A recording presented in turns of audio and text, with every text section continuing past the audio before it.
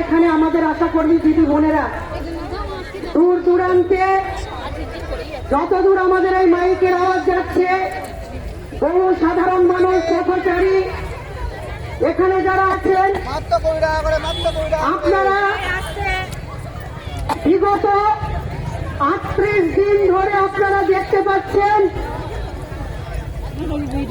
এই যে আশাকর্মীরা যারা গ্রামীণ স্বাস্থ্য, শহরের স্বাস্থ্য পরিষেবা দিয়ে থাকেন, গুরুত্বপূর্ণ কাজ মা শিশুর এই কাজের মূল কাজ তার পরিষেবা দিয়ে থাকেন। জানা ছিল না, বহু মানুষ তাদের আইডেন্টিটি তারা বুঝত না, তারা কি বেতন পায়, কি ভাতা পায়, কাজ কি, তাদের কাজের নিরিখে তাদের কি নিরাপত্তা, সুরক্ষা, সরকারি সুবিধা কি আছে, এটা বহু মানুষই জানত না। আজকে গোটা দেশ জুড়ে আশাকর্মীর বঞ্চনা, হয়রানি, তার ভাতা, তার প্রতি সরকারের যে উদাসীনতা, সেই উদাসীনতা, বঞ্চনা, হয়রানি গত 21 তারিখ 21শে জানুয়ারি আমাদের এই রাজ্যের সরকার, প্রশাসন, দলীয় নানান কর্মী বাহিনী তারা গোটা দেশের সামনে, শুধু দেশের সামনেই নয়, গোটা ভারতবর্ষ এবং তার বাইরেও, দেশের বিদেশের জার্নালেও আশাকর্মীদের খবর, তার বঞ্চনা, তার দাবি প্রকাশিত হয়েছে। এই স্কিম 20 বছর তার বেশি অতিবাহিত হয়ে গেল।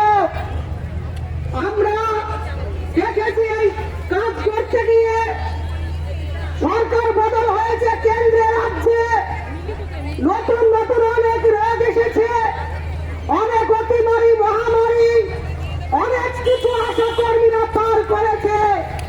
তাদের বয়স বেড়েছে, তাদের সমস্যা বেড়েছে, সরকার বদল হয়েছে, এমএলএমপি বদল হয়েছে, কিন্তু কোন সরকার আজ পর্যন্ত তাদের জীবনের মানের কোন পরিবর্তন করেনি, তাদের বেতন ভাতা বাজার দরের নিরিখে বাড়ায়নি।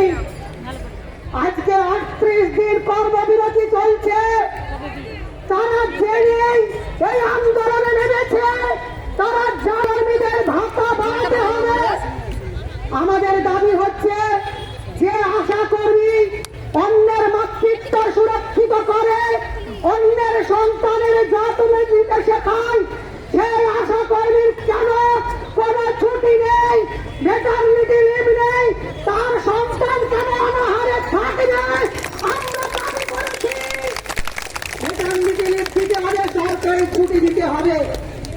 আমরা দাবি করেছি যে আশাকর্মী কাজ করতে করতে মারা যাচ্ছে, তার পরিবারের হাতে তুলে দিতে হবে অবসরকালীন যে ভাতা, সেই আশাকর্মীর জন্য বরাদ্দ ছিল, তার পরিবারের হাতে তুলে দিতে হবে।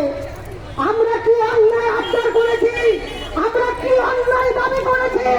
মার যায় আশাকর্মী বুঝতে পারে না, ভাগে ভাগে টাকা দেওয়া হয়, তার হিসাব মেলে না।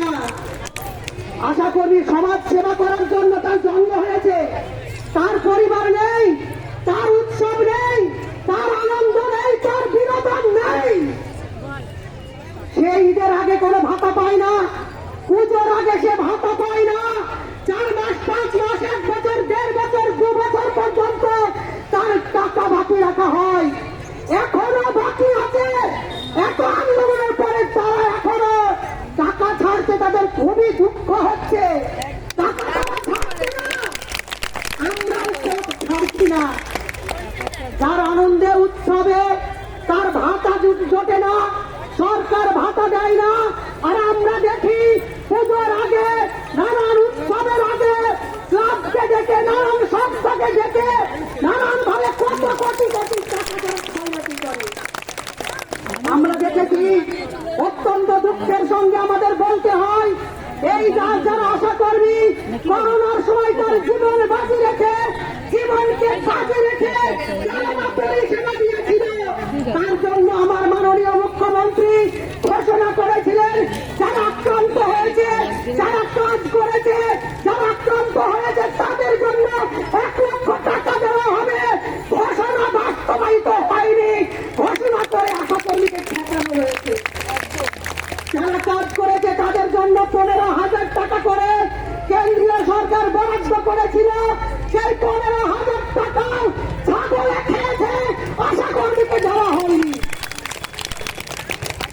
বঞ্চনা শুধু এখানেই নয়, আমরা দেখেছি এই পুজোর আগে যে আশাকর্মী তার সন্তানকে, এই ঈদের আগে যে আশাকর্মী তার সন্তানকে একটু ভালো কিছু কিনে দেবে, উৎসব আনন্দ তার জীবনে আছে, তার সন্তানের জন্য আছে, সেটা তারা দিতে পারেনি।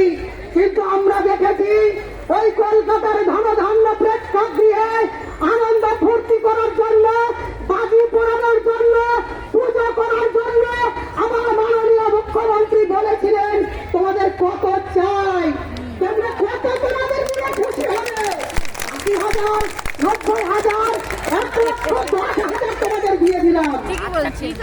তারা কিসের জন্য এগুলো করে? আমরা এই বেলল্লাপনা করা, আনন্দ করা, ফুর্তি করা, একদিকে তুমি অন্ধকার রাখবে, আর একদিকে যে আনন্দ, কার আনন্দ? যে স্বাস্থ্যকর্মীর যার ভাতা জোটে না, যার খাবার জোটে না, তার জন্য তোমার এই বরাদ্দ কেন আসে না? আমরা দুঃখের সঙ্গে বলতে চাই, অত্যন্ত অবাক হয়েছি আমরা। গত 21 তারিখে আমাদের স্বাস্থ্য ভবন অভিযান ছিল, 20 তারিখ আমাদের মাননীয়